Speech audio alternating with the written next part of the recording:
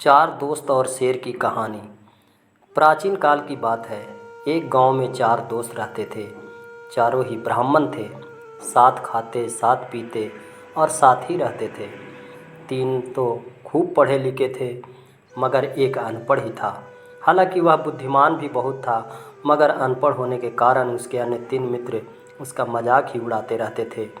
लेकिन दोस्त होने के कारण बात आई गई हो जाती थी और वे पुरानी बातें भूलकर फिर से बातें बनाने लगते। एक दिन चारों बातें कर रहे थे। बातों ही बातों में बात निकली कि उन चारों में से सर्वाधिक बुद्धिमान कौन है। इस बात को लेकर जो बात बढ़ी तो बढ़ती ही चली गई।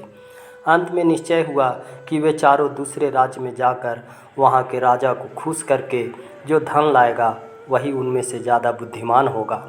यह निश्चय करके वे चारों दूसरे राज्य की ओर चल पड़े।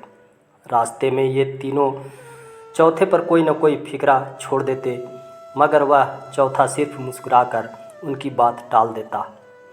2 दिन तक चलने के बाद चारों एक जंगल में पहुँचे। उन्होंने जंगल में कुछ देर ठहरने का निश्चय किया, मगर चौथा मित्र इस पर सहमत नहीं हुआ। वह बोला, दोस्तों, कुछ ही समय बाद अंधेरा हो जाएगा, अतः हमें शीघ्र ही यहाँ से निकल जाना चाहिए। मगर उसके अन्य तीनों मित्रों ने उसका मजाक उड़ाकर उसे चुप कर दिया। तभी उनमें से एक की नज़र किसी मृत जानवर पर पड़ी। वह अपने दूसरे मित्रों से बोला, मित्रों देखो, कोई जीव यहाँ मृत अवस्था में पड़ा है। पता नहीं कौन सा जीव है, क्योंकि इसका चमड़ा गल गया है, शक्ल पहचान में नहीं आती। तीनों मित्रों ने उस तरफ देखा जहाँ जानवर की हड्डियाँ पड़ी थी। हड्डियों पर एक नज़र डालने के बाद एक ने सुझाव दिया, क्यों न हम अपनी विद्याओं की जांच करें। राजा के पास पहुंचने से पहले ही यह जांच हो जाएगी कि हम में कौन बुद्धिमान है और विद्वान है। अन्य तीनों ने उसकी सलाह मान ली।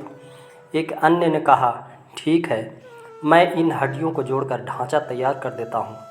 कहकर झट उसने हड्डियाँ विद्या जोड़कर ढांचा तैयार कर दिया। तब दूसरे ने ढांचे पर मांस, चमड़ी और नसों में खून पैदा कर दिया और पीछे हट गया। खाल मांस चढ़ने पर ढांचा शेर में परिवर्तित हो गया। इसी बीच चौथा जो अनपढ़ था, खामोशी से उनकी हरकतें व बातचीत सुनता रहा। उसने उनकी बातों में दखल देना ठीक नहीं समझा। इधर दूसरे के पीछे हट जाने के बाद तीसरा आगे आया और बोला, तुमने इसकी हड्डियों को जोड़कर ढांचे में परिवर्तित कर दिया और तुमने इस ढांचे पर खाल मांस चढ़ा दी, मगर किसी में जान डालना सबसे बड़ी विद्या है जो मेरे पास है। अब देख कैसे मैं इस जीव में जान डालता हूँ। कहकर वह शेर में जान डालने के लिए आगे बढ़ा।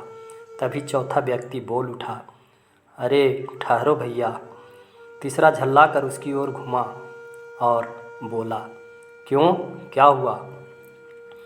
तब दूसरे ने हंसते हुए बोला, लगता है इसे शेर से डर लग रहा है। पहले वाले ने शेर के पुतले की तरफ इशारा किया और तीनों हंस पड़े। तीसरा बोला, वो मूर्ख, तू चुप रह, दोबारा मत बोलना। मगर भैया, अगर यह शेर जीवित हो गया तो यह हम सबको खा जाएगा। चौथे ने अपने मन की मनसा को प्रकट किया। चुप कर मूर्ख, तू तो ज्ञान को ही बेकार कर देगा। मैं तो इसे जीवित करके ही रहूँगा। तीसरा घमंड में बोला। तब चौथे ने सोचा कि यह तो शेर को जीवित किए बिना बाज ना आएगा और शेर जीवित होते ही उन्हें मार डालेगा। ये तो मानेंगे नहीं, अतः वह अपना बचाव तो कर ले। यह सोचकर वह उन तीनों से बोला, ठीक है भैया, जैसी तुम्हारी मर्जी, मगर ज़रा 1 मिनट ठहर जाओ। कहकर वह एक पेड़ पर जा चढ़ा। उसे पेड़ पर चढ़ते देख वे तीनों हंस पड़े, लेकिन उसने इन तीनों की हंसी को नज़रअंदाज कर दिया और पेड़ पर बैठ गया।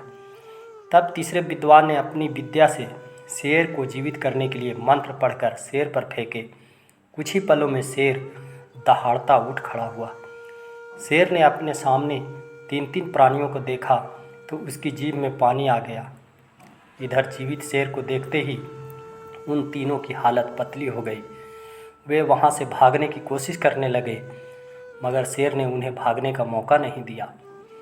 उसने एक को पंजे से मारा, दूसरे को धक्का देकर गिरा दिया और तीसरे को सीधे दांतों से जकड़ लिया और कुछ ही देर में तीनों को खा गया। फिर वह वहाँ से चला गया। पेड़ पर बैठा चौथा ब्राह्मण नीचे उतरा और बोला, सबसे बड़ा बुद्धिमान कौन?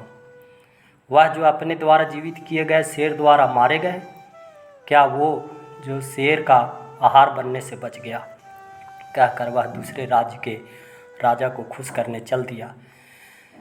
शिक्षा यही मिलती है, यह जरूरी नहीं कि एक पढ़ा लिखा व्यक्ति ही बुद्धिमान हो सकता है। अनपढ़ निरक्षर व्यक्ति भी किसी न किसी विद्या में निपुण होता है। जिस प्रकार एक अनपढ़ ब्राह्मण ने पेड़ पर चढ़कर अपनी जान बचा ली और उसके तीनों पढ़े लिखे साथी शेर का आहार बन गए।